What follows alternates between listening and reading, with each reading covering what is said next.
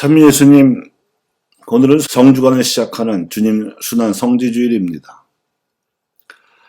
파스카 축제를 지내러 예루살렘에 구름처럼 모인 군중으로부터 메시아로서 성대한 환영을 받으시며 입성하신 예수님께서 사두가이들로부터는 부활 논쟁으로, 그리고 바리사이들로부터는 세금 논쟁으로 마치 사상 검증과도 같은 통과 의례를 거치신 후에 제자들과 마지막 만찬을 드시면서 성체, 성사를 제정하셨습니다.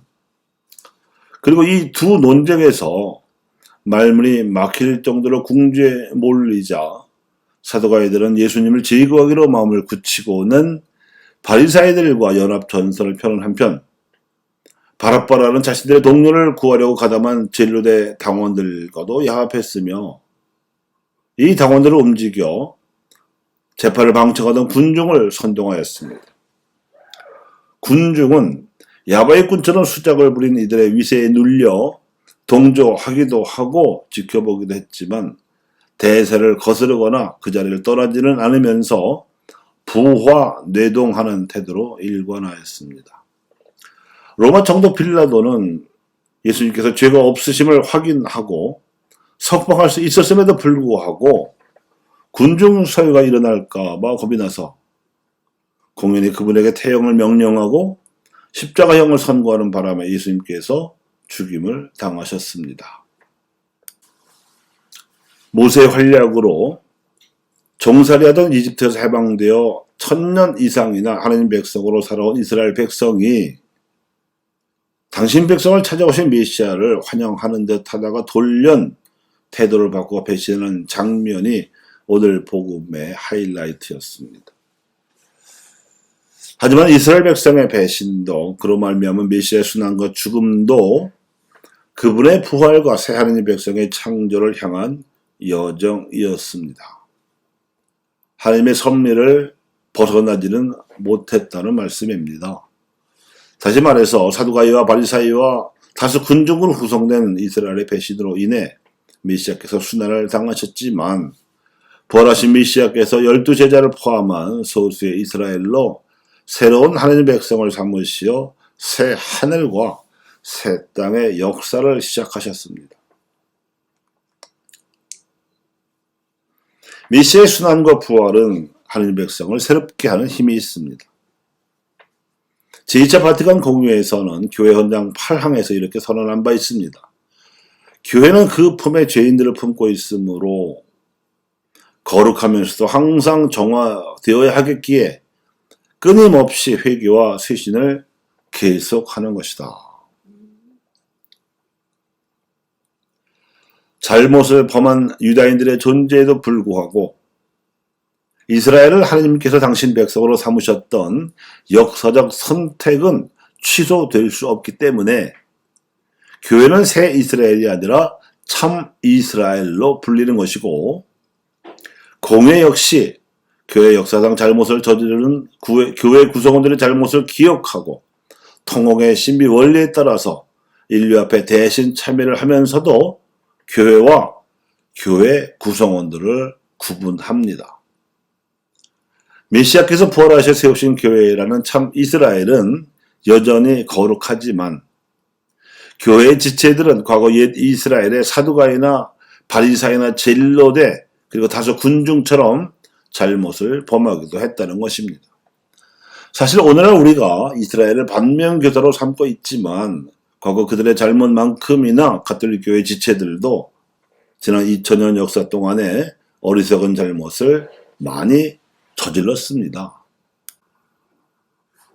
그래서 지난 2000년을 대희년으로 선포하면서 교황 요한 바오로 2세께서는 강생의 신비, 기억과 화해, 교회와 과거의 잘못들이라는 문헌을 발표하신 바가 있었습니다.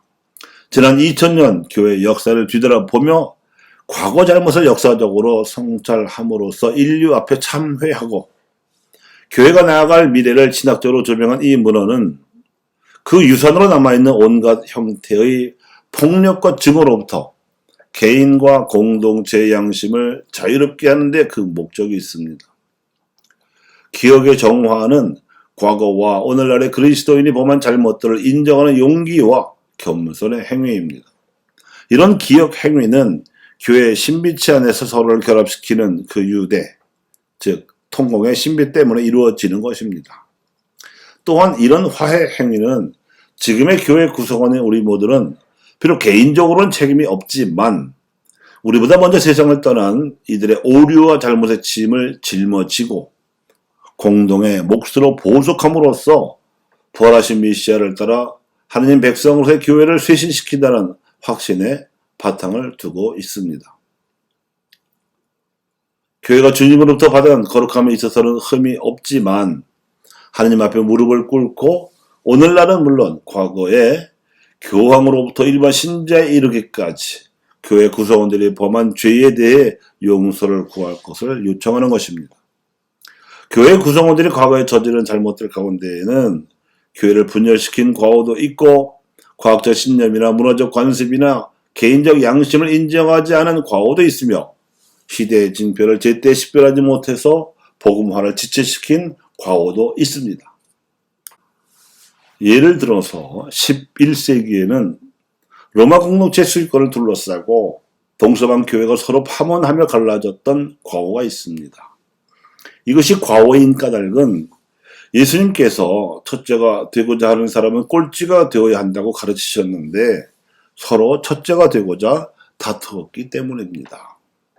이렇게 동서방 교회가 갈라진 후 이슬람 세력이 예루살렘 성지를 점령하고 동방교회 지역을 위협하자 동방교회를 도와야 한다는 이유로 당시 우르바노 2세 교황의 호소로 시작된 십자군 전쟁은 동방교회 신자들과 이슬람 신자들에게 막대한 피해와 상처를 주었고 지금까지도 이슬람 세력권과 동방교회 영향권 아래에 있는 가톨릭 공동체의 소외를 자초하는 선교적 실패를 야기시켰습니다. 칼을 쓰는 자는 칼로 망한다는 예수님의 가르침을 정면으로 거슬렀던 과오였습니다.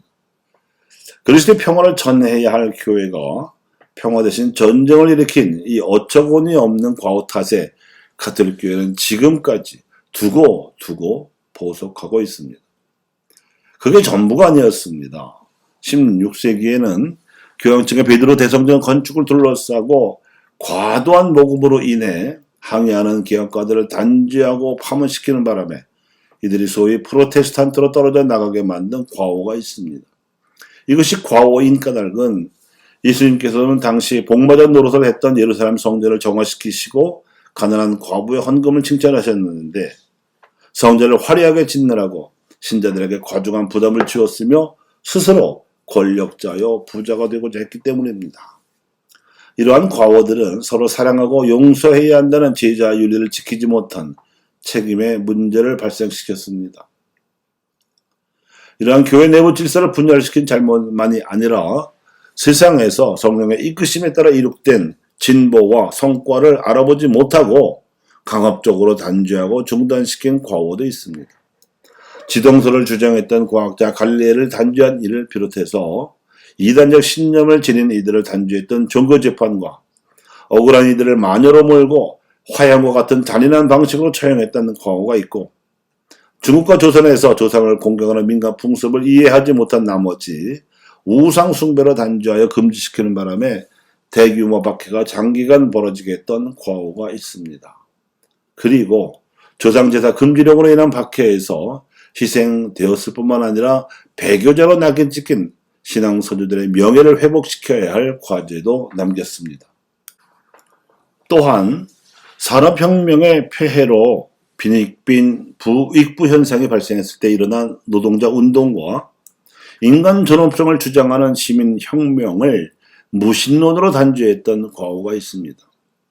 이는 역사 안에서 일어나는 사건들 속에서 성령께서 알려주시는 시대의 징표를 제때 식별하지 못해 복음화를 지체시킨 선교적 책임과 정의를 구현하지 못한 책임 문제를 발생시킵니다.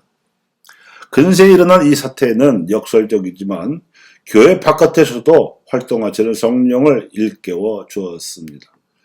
그리하여 제2차 바티칸 공의회에서는 이 두 무신론 사태에 숨어 있던 역사의 징표를 일러주신 성령의 이끄심에 따라서 가난한 이들에게 복음을 전하신 예수님의 역사적 계시 진리와 하느님이 인간이 되시어 고양된 존엄성이 자유와 평등, 정의와 연대라는 가치를 공유의 문헌에 담았습니다.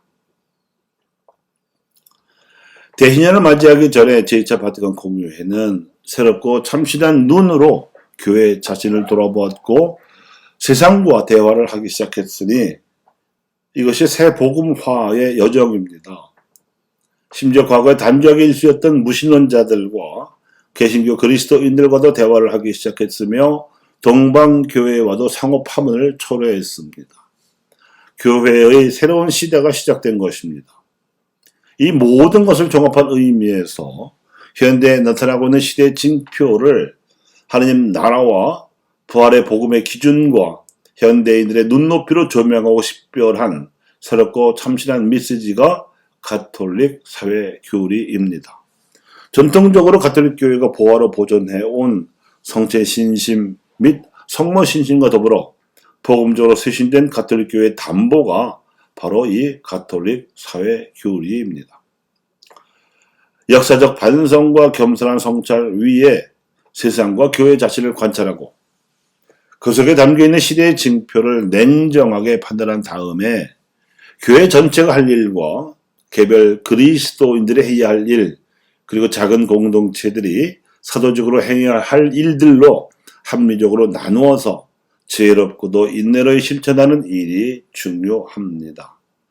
그래야 예수님을 닮은 교회와 그리스도인들의 행실을 보고 세상이 비로소 그분을 알아볼 것이기 때문입니다. 그제서야 쇄신되고 변화된 그 행실에 따라서 교회가 선포하는 부활 메시지를 조금이나마 알아들을 것이기 때문입니다. 결국 메시아의 순환은 하느님 백성을 위한 하느님의 은총이었습니다. 그리고 메시아의 부활은 하느님 백성으로 거듭 태어나겠다는 다짐과 희망이 되어야 합니다. 아멘.